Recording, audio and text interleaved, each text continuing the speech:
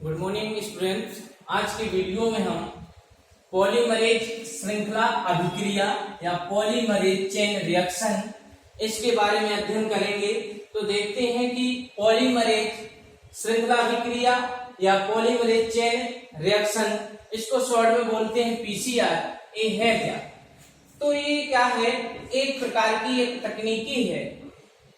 तो इस तकनीकी में क्या होता है इसको जानना है, और इसको जानने से पहले हम जानते हैं कि ये तकनीकी दी किसने की या विकसित किसने की थी या खोज किसने की थी। तो आपको यहाँ बोर्ड पर लिखा दिख रहा होगा 1983। सन कौन सा है, 1983 में कैरी मुलिस ने क्या किया था, इस तकनीकी की खोज की। और ये तकनीकी अब है क्या, तो ये तकनीकी है जो इसके नाम से देखें पॉलीमरेज। पॉली मीन्स क्या है आपका कि बहुत, मरेज में संश्लेषण हो जाए, निर्माण करना या चेन रिएक्शन। तो इसमें क्या है, एक चेन बनती है। तो इसमें क्या है, यहाँ देखते हैं पीसीआर पॉलीमरेज चेन रिएक्शन लक्ष्य डीएनए की शीघ्रता पूर्वक पुंज निर्माण विधि है। तो क्या है, एक विधि है या तकनीकी है। तो इसमें क्या होता है कि जो हम लक्षित डीएनए होता है, एक डीएनए है, उसको क्या करता है शीघ्रता पूर्वक, मतलब जल्दी से, और उसका पुंजीकरण का मतलब होता है कि बहुत सारी उसकी कॉपियां बना लेना, क्या है, पुंजीकरण करता है। तो जैसे हमारे पास एक डीएनए का खंड है, तो उसकी हमें बहुत सारे खंड प्राप्त करना है या उसी के समान, तो क्या होगा, वो होता है पुंजीकरण, निर्माण करता है। तो इसमें क्या होता है कि जो पॉलीमरेज चेन रिएक्शन है, इसमें क्या होता है कि डीएनए जो होता है, डीएनए की बहुत सारी क्या करती हैं, कॉपियां बनाई जाती हैं। जैसे हमारे पास कोई एक पेज हो और हमें 10 लोगों या 20 लोगों या पूरी क्लास 100 लोगों में बांटना है, तो क्या है कि अब एक पेज से हम सभी को कैसे बांट सकते हैं। तो क्या करते हैं, हम जल्दी से फोटो कॉपी करा लेते हैं, जीरोक्स करा लेते हैं। तो क्या हो जाती है, बहुत ही शीघ्रता पूर्वक क्या हो जाता है, शीघ्रता पूर्वक फोटो कॉपी से सबके पास एक एक कॉपी पहुंच जाती है। या फिर लिखेंगे तो क्या होता, बहुत टाइम लगेगा, तो शीघ्रता पूर्वक नहीं होगा। तो ये क्या है, जो डीएनए होता है, उस डीएनए की हमें अगर अधिक कॉपियां चाहिए, अगर हमें अधिक कॉपी प्राप्त करना है एक डीएनए की, तो हम किसका उपयोग करते हैं, पॉलीमरेज चेन रिएक्शन का करते हैं। जैसे हमारे पास क्या हो, एक डीएनए का खंड हो और उसी के समान बहुत सारी कॉपियां प्राप्त करनी है, तो इसका हम प्रयोग करते हैं। ये बात आपको समझ में आ जानी चाहिए। तो ये क्या है, पॉलीमरेज चेन रिएक्शन में एक खंड से क्या होता है, बहुत सारी प्रतिलिपियां प्राप्त हो जाती हैं। तो अब देखें, तो ये पता चल गया आपको क्या है, एक विधि है जिसमें हम डीएनए को क्या करते हैं, एक खंड से उसी के समान बहुत सारे खंड प्राप्त कर लेते हैं। जिस प्रकार से फोटोकॉपी करा करके हम बहुत सारे पेजों को प्राप्त करते हैं। तो अब देखते हैं आगे, तो ये क्या है, जिसके द्वारा क्या है, लक्ष्य डीएनए की शीघ्रता पूर्वक से अनेक क्या है, प्रतिलिपियां, देखे वही है कि प्रतिलिपियां क्या है, बनाई जा सकती हैं। तो इस विधि द्वारा एकल डीएनए अणु नमूने का दीर्घीकरण किया जाता है। एकल मतलब सिंगल, जैसे कोई भी एक स्ट्रैंड है, तो इसको भी क्या करना है, इसके समान दूसरा स्ट्रैंड बन जाता है, और उसका क्या होता है, दीर्घीकरण मतलब लंबाई भी जैसे ये है, तो इसको बढ़ाना है तो क्या हो जाएगा, बढ़ जाता है।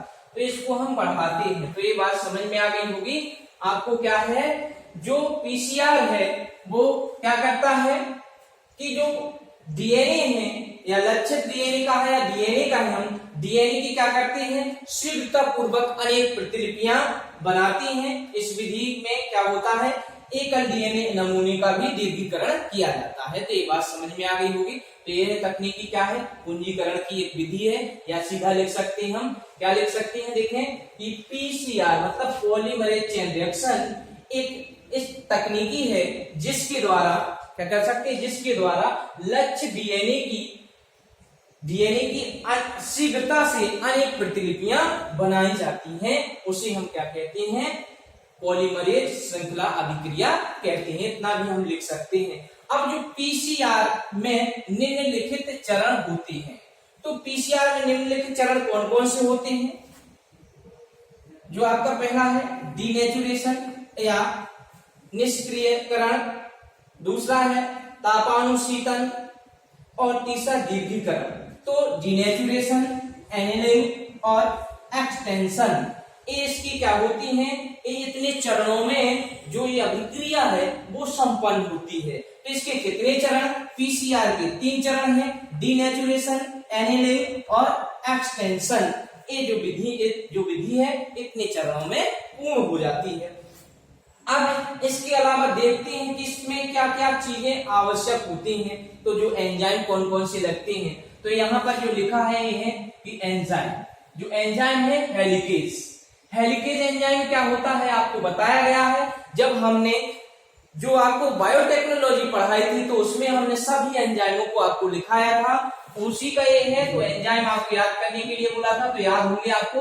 तो हेलिकेज का क्या कार्य है, तो हेलिकेज का कार्य होता है कि जो हाइड्रोजन है, जो डीएनए है, डीएनए दोनों स्ट्रैंडों के बीच क्या पाया जाते हैं, हाइड्रोजन बंध पाए जाते हैं। तो हाइड्रोजन बंधों को क्या करता है, हेलिकेज तोड़ता है। क्या करता है, तोड़ देता है, जिससे दोनों स्ट्रैंड क्या हो जाते हैं, अलग हो जाते हैं। तो हेलिकेज का आपको कार्य पता चल गया।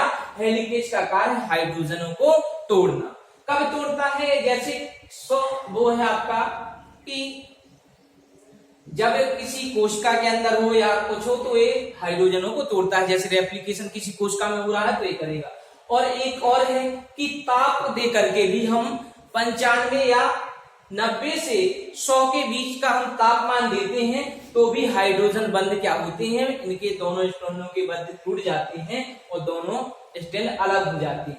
अगला है डीएनए पॉलीमरेज। ये एंजाइम भी आपको बताया है कि जो डीएनए पॉलीमरेज है इसका क्या कार्य होता है, डीएनए पॉलीमरेज का कार्य होता है कि डीएनए जो है उस स्ट्रैंड को आगे क्या करना, लंबाई में बढ़ाता है या संश्लेषण करता है। क्या करता है, डीएनए पॉलीमरेज जो आपके क्या होते हैं, देखो डीएनए की इकाई क्या होती है, डीएनए किससे मिलकर बना होता है, तो आपको पता है न्यूक्लियोटाइड।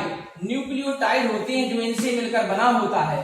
तो ये आपको है न्यूक्लियोटाइड जिनसे क्या होता है, मिलकर के बना होता है। तो ये 4 प्रकार के हो जाते हैं आपके।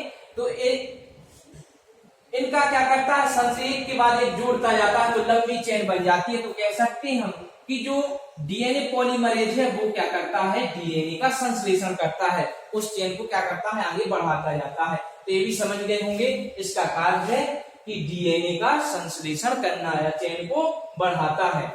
अब एक शब्द ये है प्राइमर या प्रारंभक। तो देखें एक बात ये है कि डीएनए पॉलीमरेज किसी अगर कोई श्रृंखला है जैसे, तो उसको तो बढ़ा सकता है आगे, लेकिन अगर कोई श्रृंखला नहीं है और एक श्रृंखला बनानी हो, अगर एक चेन बनानी हो तो क्या नहीं कर सकता है, ये नहीं कर सकता है। कब कब करेगा, जब इसे थोड़ा बहुत क्या हो, डीएनए का खंड मिल जाए तो फिर उसका संश्लेषण ये कर सकता है। इस प्रकार से है कि अब जब डीएनए बिल्कुल नहीं होगा, खंड कोई भी तो नहीं करेगा। तो प्राइमर क्या करता है, प्राइमर डीएनए को शुरुआत कराता है संश्लेषण कराने में। तो अगर प्राइमर है तो जैसे, तो ये क्या करता है, प्राइमर बन जाता है और उसका फिर आकर के क्या जुड़ जाता है, डीएनए पॉलीमरेज, तो वो चेन आगे बढ़ जाती है। जब तक प्राइमर नहीं होगा तो ये एंजाइम डीएनए का संश्लेषण नहीं कर पाएगा। ये बात भी समझ में आ गई होगी आपको। तो अब एक पद देख लेते हैं। तो ये 2 एंजाइम्स और प्रारंभक है, उसको भी हमें देख लेना है। तो जो प्रारंभक है या प्राइमेज है वो हमेशा जो आपका डीएनए होता है उसमें देखिए एक सिरा होता है 3 प्राइम और एक 3 और एक 5 प्राइम। इस प्रकार से क्या होते हैं, इसके सिरे होते हैं। तो एक किस सिरे पर जुड़ता है, तो 3 प्राइम पर या 3 डैश पर क्या होगा, ए प्राइमर से जुड़ता है। तो अब आगे यहाँ आकर के समझते हैं। तो निष्क्रियकरण, निष्क्रियकरण में क्या होता है, सिर्फ आपको इतनी बात याद रखना है कि जो डीएनए है, डीएनए में क्या है, या हेलिकेज एंजाइम, ठीक है, या फिर इसको हम ताप बढ़ाते हैं। जैसे कोई एक डीएनए है, ये डीएनए खंड है, इसको हमें क्या करना है, इस अभिक्रिया से बहुत सारी कॉपियां बनानी है, तो क्या करते हैं, इस डीएनए में सर्वप्रथम कौन सी क्रिया कराएंगे, निष्क्रियकरण की, मतलब डीनेचुरेशन होगी। तो डीनेचुरेशन में क्या होता है, डीएनए को हम क्या करते हैं, या तो हेलिकेज एंजाइम देते हैं, तो हेलिकेज एंजाइम से दोनों स्ट्रैंड क्या हो जाएंगे, हाइड्रोजन बंध टूट जाएंगे, या फिर पीसीआर में, देखिए पीसीआर में मतलब इसमें क्या करते हैं, हम हेलिकेज एंजाइम ना दे करके क्या करेंगे, उसका ताप बढ़ाते हैं। ठीक है, जब ताप बढ़ाते हैं तो ये लिखा डीएनए इज हीटेड, मतलब उसको गर्म किया टू क्या है 19 to 100, मतलब कि 90 से कितने तक करते हैं हम, 100 तक गर्म करते हैं, तो सेपरेट द टू स्ट्रैंड, मतलब जो डीएनए अणु है वो क्या हो जाता है, दो स्ट्रैंडों में सेपरेट हो जाता है, अलग अलग हो जाता है। जैसे इसको हमने क्या किया, हीट किया, तो ये डीनेचुरेशन क्रिया कहलाती है। तो आप डीनेचुरेशन समझ गए होंगे। डीनेचुरेशन में क्या करेंगे, हम लिखेंगे इस पीसीआर की इस क्रिया में हम क्या करते हैं, डीएनए का क्या करते हैं, इसको ताप देते हैं, तो क्या होता है, कितना ताप देते हैं, 90 से 100 के बीच ताप देते हैं, तो इसके मध्य के हाइड्रोजन बंध क्या हो जाते हैं, खत्म हो जाते हैं, और दोनों स्ट्रैंड आपस में क्या हो जाते हैं, पृथक हो जाते हैं। तो ये ध्यान रखना है, इसमें क्या होगा, ताप दे करके दोनों जो स्ट्रैंड है डीएनए के उनको पृथक किया जाता है। तो यहाँ देखें, ये पहला नंबर है। अब यहाँ आ गया कि ये दोनों स्ट्रैंड क्या हो गए, आपस में अलग हो गए, इनके मध्य जो हाइड्रोजन बंध थे वो ब्रेक हो गए या टूट गए। अब आगे आ जाते हैं, दूसरा है तापानुशीतन। तो या एनिलिंग में क्या होता है, बस आपको इतनी बात रखना है कि लिखना है कि पीसीआर की इस अभिक्रिया में क्या होता है, प्रारंभ आकर के किसमें, डीएनए स्ट्रैंड के 3 सिरे पर क्या हो जाता है, जुड़ जाता है। देखें, ये प्राइमर है, प्राइमर आकर के क्या हुआ, डीएनए के 3 प्राइम पर क्या हो गए, ऐड हो जाते हैं। तो एक बात आ जाती है, इस क्रिया को ही हम क्या कहते हैं, एनिलिंग कहते हैं।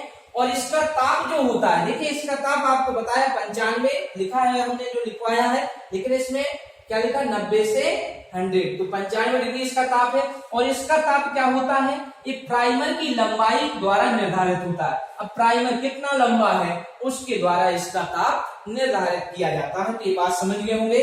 पहली में क्या होता है कि इसमें गर्म करते हैं तो इसके दोनों स्ट्रैंड अलग हो जाते हैं। दूसरे में क्या है कि प्राइमर्स ऐड हो जाते हैं। अब आगे है तीसरे है आपका क्या, दीर्घीकरण या एक्सटेंशन। एक्सटेंशन का मतलब है दीर्घ करना, लंबाई बढ़ाना। तो जो प्राइमर है यहां तक है। अब क्या होता है, जो आपका डीएनए पॉलीमरेज एंजाइम है वो यहां आकर जुड़ जाता है, और जुड़ने के बाद क्या करता है, यहाँ पर भी एक क्या करता है, संश्लेषण कर देता है दूसरे स्ट्रैंड का। एक खांचा स्ट्रैंड है और यहाँ अनुपूरक स्ट्रैंड है, दूसरा स्ट्रैंड क्या हो जाता है, इसी के पूरक स्ट्रैंड क्या हो जाता है, संश्लेषित हो जाता है। तो यहाँ पर क्या होगा, पूरक स्ट्रैंड एक संश्लेषित हो जाएगा। तो ये तीसरी प्रक्रिया कहलाती है। इसका ताप कितना होता है, 72 डिग्री सेल्सियस तक रखा जाता है। तो इस प्रकार से क्या था, एक डीएनए का अणु था, क्या हुए दो, पहले में क्या है, ताप बढ़ाया तो अलग हुए, तो 2 हो गए स्ट्रैंड अलग अलग। अब दोनों पर प्राइमर जुड़ गए, और प्राइमर जुड़ने के बाद इस पर क्या हो गया, डीएनए पॉलीमरेज जोड़ करके इनके पूरा के डीएनए स्ट्रैंड को बना दिया। तो इस प्रकार से एक से क्या हो गए, दोनों डीएनए क्या हो गए, आपस में 2 स्ट्रैंड बन गए। तो इस प्रकार से तीनों इस क्रिया को क्या कहते हैं, दीर्घीकरण कहते हैं। अब दीर्घीकरण के बाद क्या होता है, अब ये है साइक्लिंग। साइक्लिंग का मतलब क्या है, मतलब कि अब वही क्रिया फिर से आप क्या करेंगे, ये 2 स्ट्रैंडों को क्या करेंगे, फिर से डीनेचुरेशन करेंगे। तो हमने फिर से डीनेचुरेशन किया, तो देखें दोनों स्ट्रैंड जब डीनेचुरेशन होंगे तो 4 स्ट्रैंड अलग अलग बन गए। अब इसमें फिर से